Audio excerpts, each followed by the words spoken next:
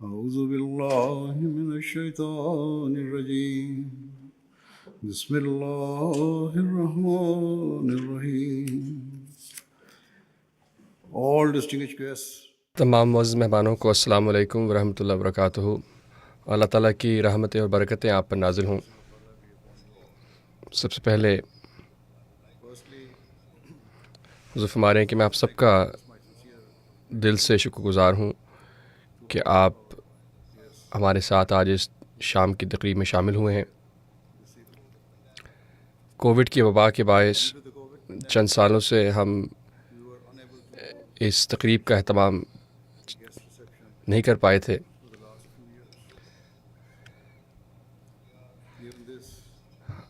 ہمارے لیے انتہائی خوشی کا موقع ہے کہ 4 سال کے بعد ہم آپ کی میزبانی کر رہے ہیں. اپنے پرانے اور نئے دوستوں کے ساتھ ایک مرتبہ پھر اس تقریب میں شامل ہیں. یہ تقریب this event is being held ہماری مسجد بیت الفتوح کی تعمیر نو کے موقع پر منعقد کی جا رہی ہے، at the Mosque complex اور alongside اس طرح the inauguration اس کی مسجد کی تعمیر نو کے افتتاح کے ساتھ آج کا پیس سمپوزیم بھی چند سال کے بعد پہلی مرتبہ ہو رہا ہے. ہمارے اس لیے میں مختصراً seek to briefly mention مسجد کے اغراض و مقاصد بھی بیان کروں گا، mosque and also اور آج کل کے دنیا کے جو حالات ہیں ان کے سلسلے میں اور کس طرح عالمی امن و سلامتی کا قیام ممکن ہے بیان کروں گا. حضور فرمایا کہ میرے عقیدے کے مطابق یہ ممکن نہیں ہے it is not possible کہ اللہ تعالیٰ کے حقوق the rights of Allah the Almighty اور اس کے قرب کا حصول nearness without دوسرے انسانوں کے حقوق ادا کیے بغیر ممکن ہے، اور اللہ کی تمام مخلوق کے حقوق ادا کیے بغیر اللہ تعالیٰ کے حقوق ادا نہیں ہو سکتے. حقیقی مسلمان وہ ہے Muslims. Therefore, اپنی زندگی امن کے ساتھ گزارتے ہیں اور ہمیشہ کوشاں رہتے ہیں کہ امن و سلامتی، رواداری اور دوسروں کے ساتھ محبت کے ساتھ کس طرح ایک معاشرے میں رہا جائے. یقیناً ہم احمدی مسلمان یہ ایمان رکھتے ہیں کہ جماعت احمدیہ کے بانی حضرت مسیح موعود علیہ الصلوۃ والسلام کو اللہ تعالیٰ نے مبعوث فرمایا تاکہ بنی نوع انسان کی توجہ ان بنیادی اسلامی اصولوں کی طرف دلوائی جائے، اللہ تعالیٰ کی عبادت کے حقوق ادا کرنے، worship of God Almighty, بنی نوع انسان کے حقوق ادا کرنے rights of humanity, اور امن و سلامتی کو تمام دنیا میں پھیلانے کے لیے کوشاں رہنا ہی ایک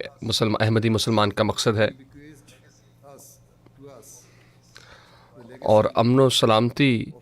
کی کوشش دراصل اس یقین کی وجہ سے ہے کہ ہمیں نظر آتا ہے کہ اللہ تعالیٰ کی عبادت کا between the worship of God اور بنی نوع انسان کے حقوق ادا کرنے کا براہ راست تعلق ہے.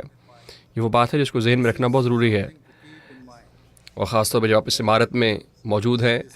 جو that مسجد کے حصے کے ساتھ ملحقہ and so عمارت کا مسجد کمپلیکس کا حصہ ہے، تو یہاں وہ مقاصد کو ذہن میں رکھنا بہت ضروری ہے. mosques are built مقاصد اللہ تعالیٰ کی عبادت کا and مقام ہے، stated اور قرآن کریم میں یہ بات واضح ہے کہ جو شخص اللہ تعالیٰ کی مخلوق کے حقوق ادا نہیں کرتا اس کی عبادتیں اور نمازیں رد کر دی جائیں گی. یقین قرآن کریم یہ کہتا ہے Quran states کہ وہ لوگ جو دوسروں کے حقوق ادا کرنے کی طرف متوجہ نہیں ہوتے، تو یہ بات ایسے شخص کے بد انجام کا ذریعہ ہوتی ہے اور اس کے لیے رسوائی کا باعث ہوتی ہے، بجائے اس کے کہ ایسا شخص نجات کی امید کرے. حضور فرما رہے ہیں کہ اس بات کو ذہن میں رکھنا ضروری ہے کہ مسلمانوں کو یہ حکم دیا گیا ہے کہ مساجد کی تعمیر کعبہ کے رخ پر کی جائے جو مکہ میں اللہ تعالیٰ کا گھر ہے.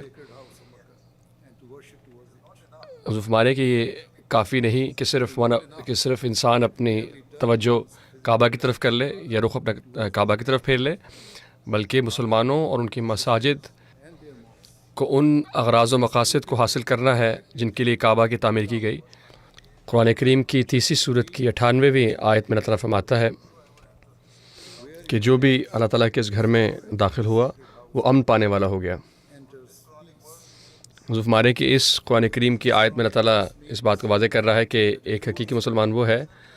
جو امن میں داخل ہوتا ہے اور اس کے ساتھ ساتھ دوسروں کے اللہ تعالیٰ کے حقوق ادا کرنے کے ساتھ ساتھ معاشرے کے لیے بھی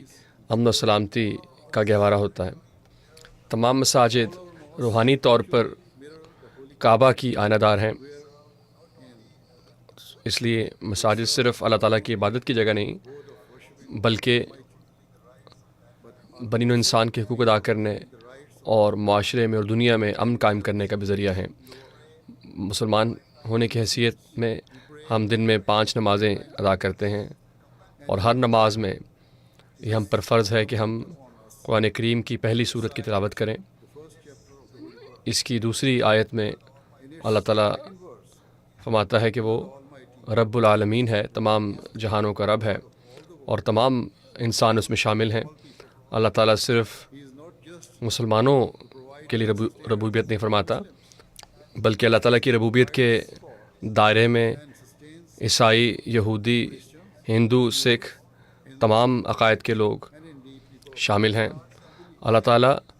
انہیں زندگی عطا کرتا ہے، ان کی بنیادی ضرورتیں پوری کرتا ہے۔ یہ اللہ تعالیٰ کی رحمانیت کی صفت ہے جس کے تحت یہ ہوتا ہے، اور نتیجتاً قرآن کریم کے شروع سے ہی مسلمانوں کو یہ پیغام دیا جا رہا ہے کہ اسلام کی تعلیمات کا بنیادی ستون یہ ہے کہ مسلمان کبھی کسی اور مذہب کے شخص کو نقصان نہ پہنچائے اور اپنے دل میں کسی قسم کی نفرت کو جگہ نہ دے اور کسی کے لیے برا نہ سوچے، کیونکہ ہم سب اللہ تعالیٰ کی مخلوق ہیں۔ یقیناً یہ ہمارا یقین ہے اور ہماری تعلیم یہی ہے کہ اللہ تعالیٰ ان لوگوں کی ضرورت پوری کرتا ہے جو اللہ تعالیٰ کی رحمانیت کی صفت سے ہی اور اللہ تعالیٰ کی وجود سے انکاری ہیں۔ نہ صرف اللہ تعالیٰ ان کی ربوبیت فرماتا ہے بلکہ ان کو ان کی محنت کا پھل بھی عطا کرتا ہے۔ یہی وہ رحیم و کریم خدا ہے جو اسلام کا خدا ہے۔